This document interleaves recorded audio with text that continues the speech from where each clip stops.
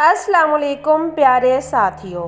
بیٹیاں، ایک شخص کے ہاں صرف بیٹیاں تھیں۔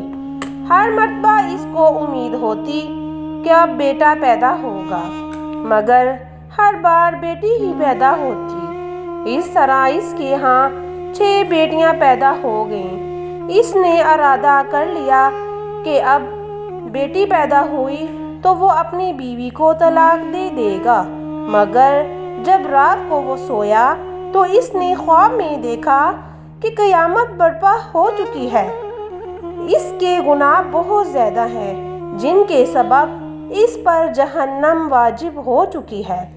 لہٰذا فرشتوں نے اس کو پکڑا اور جہنم کی طرف لے گئے۔ پہلے دروازے پر گئے تو دیکھا کہ اس کی ایک بیٹی وہاں کھڑی تھی، جس نے اس کو جہنم میں جانے سے روک دیا۔ فرشتے اسے لے کر دوسرے دروازے پر چلے گئے۔ وہاں اس کی دوسری بیٹی کھڑی تھی، جو اس کے لیے آر بن گئی۔ اب وہ تیسرے دروازے پر اسے لے گئے۔ وہاں تیسری بھی لڑکی کھڑی تھی، جو رکاوٹ بن گئی۔ اس طرح فرشتے جس دروازے پر اس کو لے کر جاتے، وہاں اس کی ایک بیٹی کھڑی ہوتی، جو اس کا دفاع کرتی اور جہنم میں جانے سے روک دیتی۔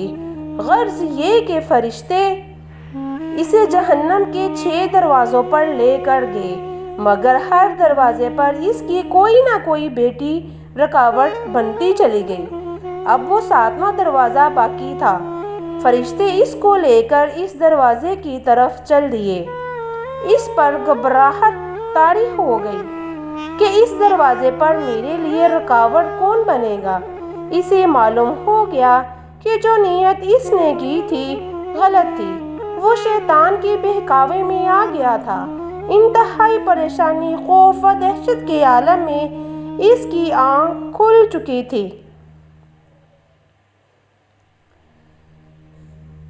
اور اس نے رب العالمین کے حضور اپنے ہاتھوں کو بلند کر لیا اور دعا کی، اے اللہ، مجھے 7ویں بیٹی عطا فرما۔ اس لیے لڑکیوں کی پیدائش پر رنجیدہ خاطر ہونے کی بجائے خوش ہونا چاہیے۔ ایمان کی کمزوری کے سبب جن بدعقیدہ لوگوں کا یہ تصور بن چکا ہے کہ لڑکیوں کی پیدائش کا سبب ان کی بیویاں ہیں، یہ سراسر غلط ہے۔ اس میں بیویوں کا یا خود ان کا کوئی عمل دخل نہیں، بلکہ میاں بیوی تو صرف ایک ذریعہ ہے۔ پیدا کرنے والی ہستی تو صرف اللہ وحدہ لا شریک ہے۔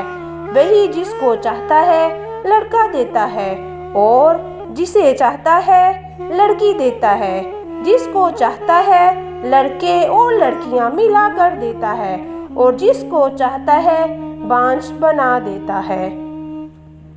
اللہ حافظ۔